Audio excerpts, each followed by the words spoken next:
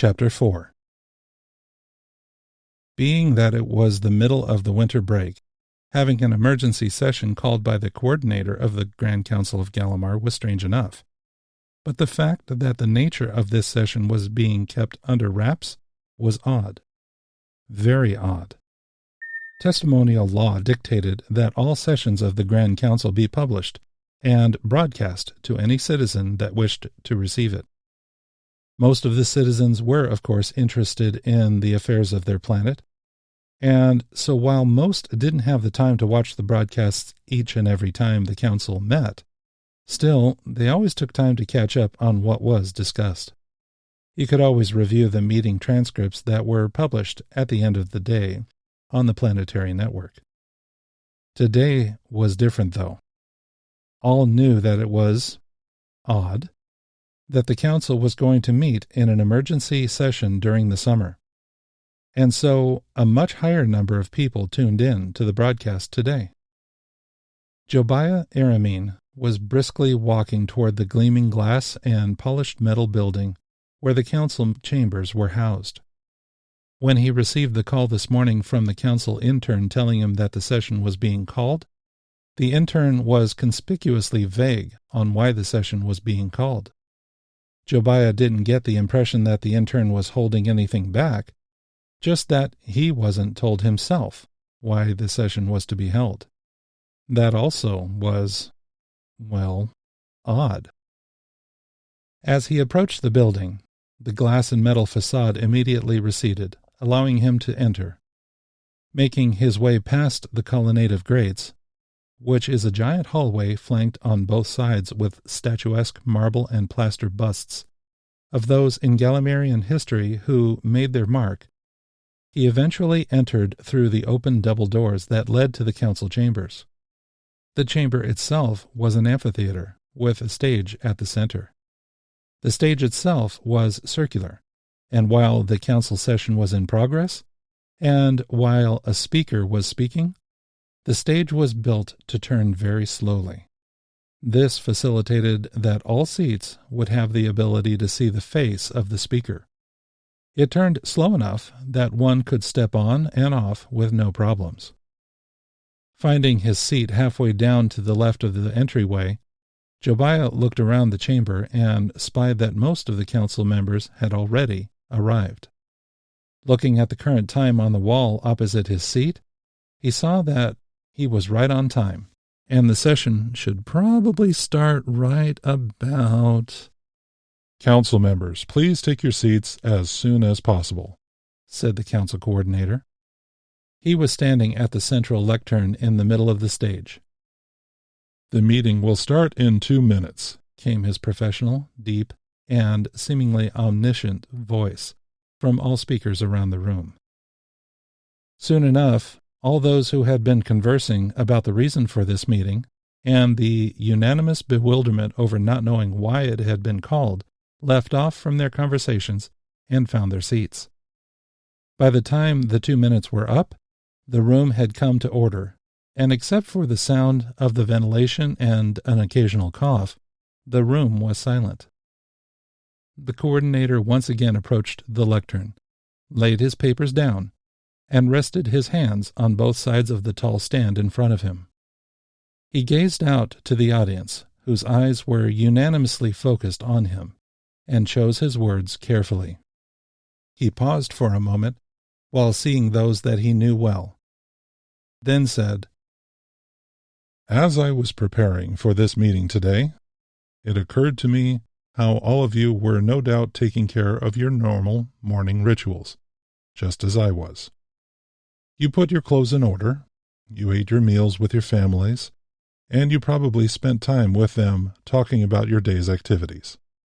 You probably mentioned to them that you had this morning meeting at the council chambers, and perhaps you even told them that it probably wouldn't take long before you could get back with them.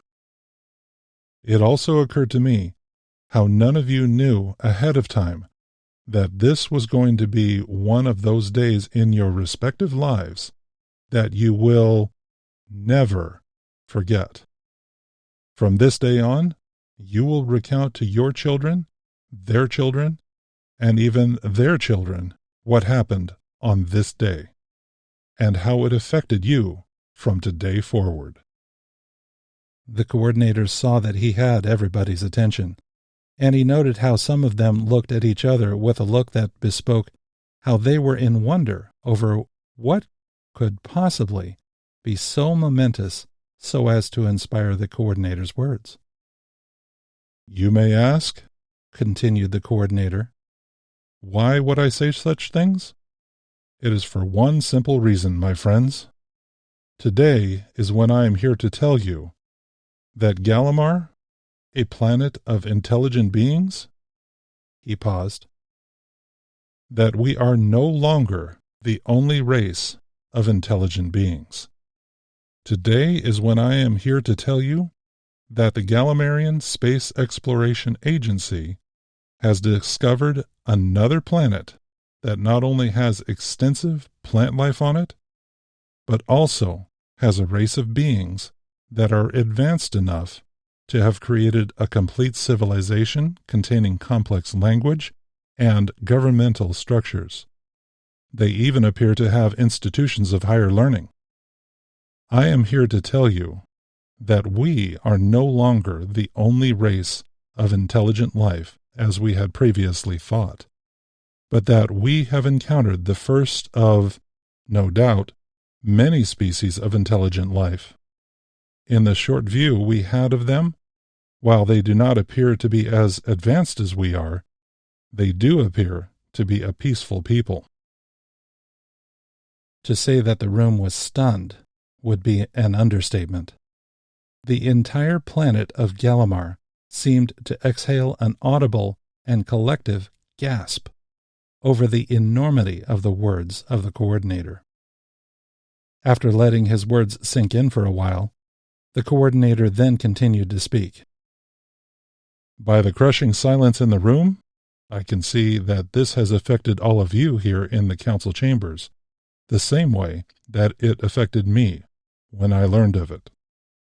As was the case with me, some of you are no doubt wondering if this is some kind of practical joke. I can assure you, though, that this is no joke. Gesturing to projection panels that were now descending from the ceiling of the council chambers, he then continued, I'd like to direct your attention to a recording of the video that came back from one of our NX-class deep space probes that landed on a planet that we found with an overwhelming amount of plant life.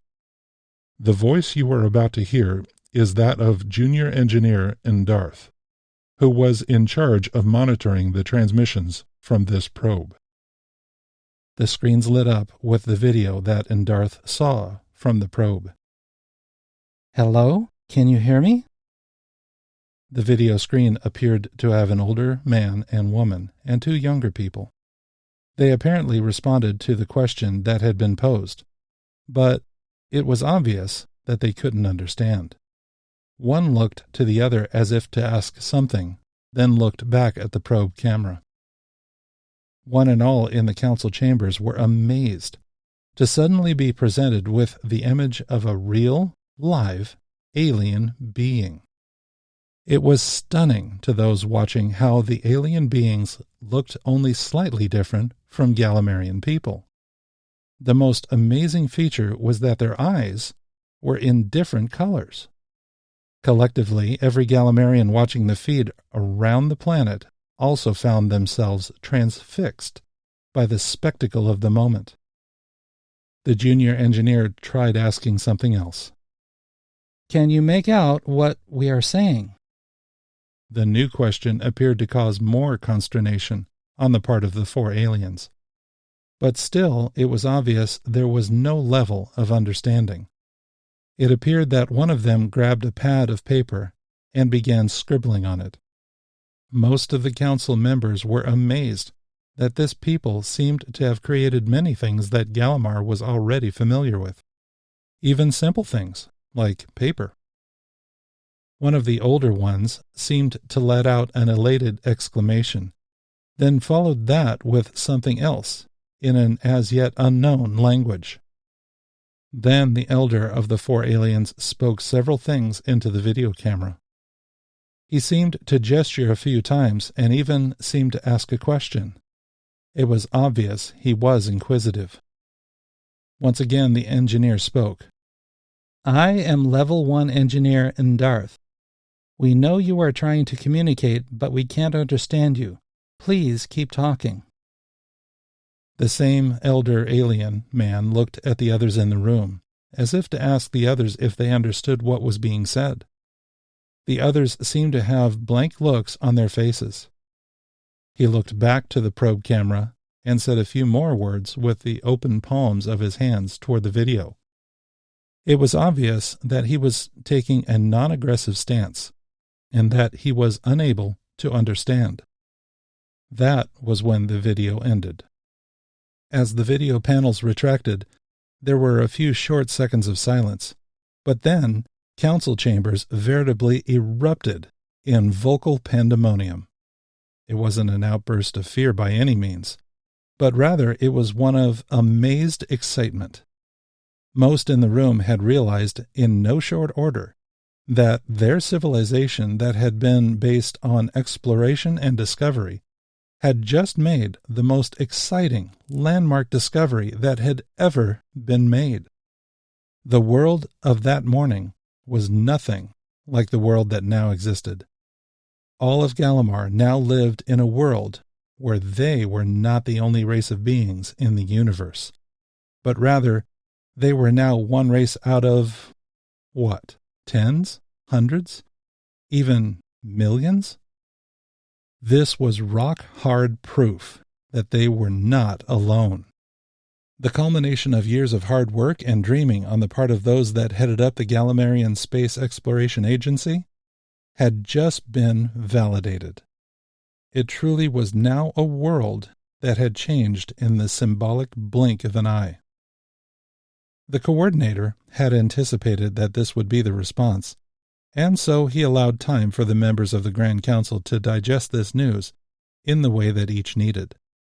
He looked out over the room and saw faces of those that were now contemplating what the future would be, and contemplating how they, the members of the Grand Council, had within their reach the ability to shape the future of Galimar in this newly multiracial universe.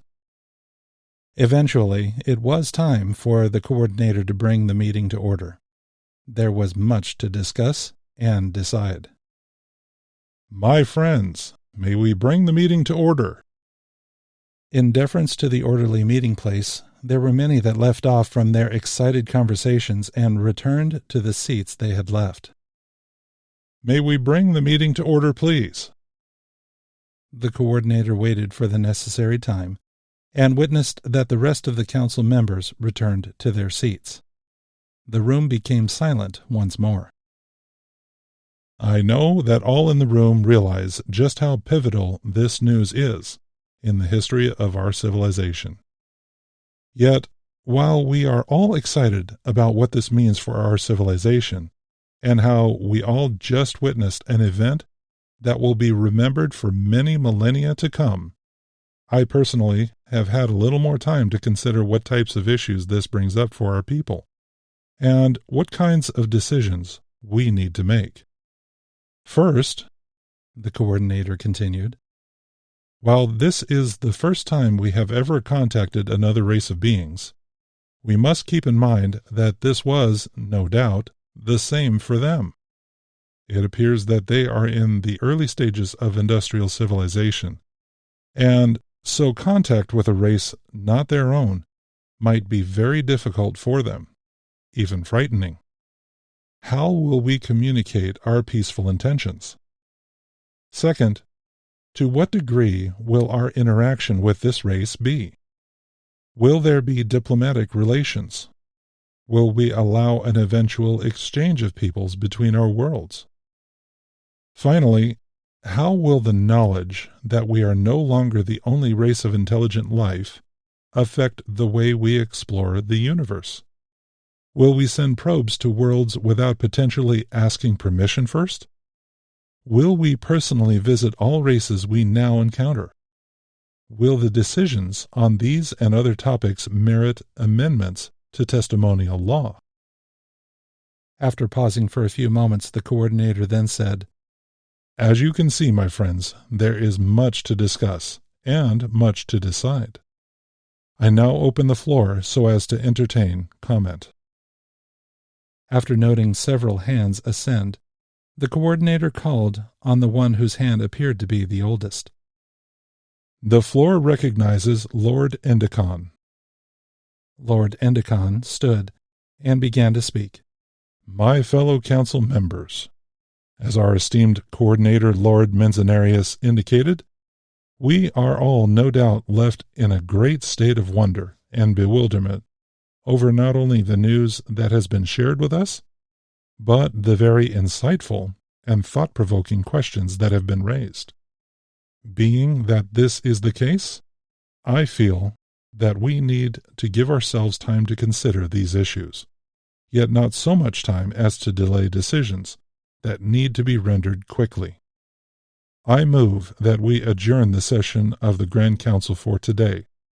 However, I suggest that we meet again tomorrow and face these issues head-on. No doubt, the first order of business tomorrow will be to entertain even more questions that we will have had the opportunity to think of. After documenting these additional questions, we should then debate each of them and come to decisions that we are all comfortable with. Lord Endicott sat back down. The coordinator didn't happen to agree with this proposal, but it wasn't his place to make a unilateral decision. To that end, he then said, All in favor of the proposal to defer discussion and decision until tomorrow, raise your hand. The overwhelming majority raised their hands. All who oppose this motion and wish to continue discussion on these topics today, please raise your hand.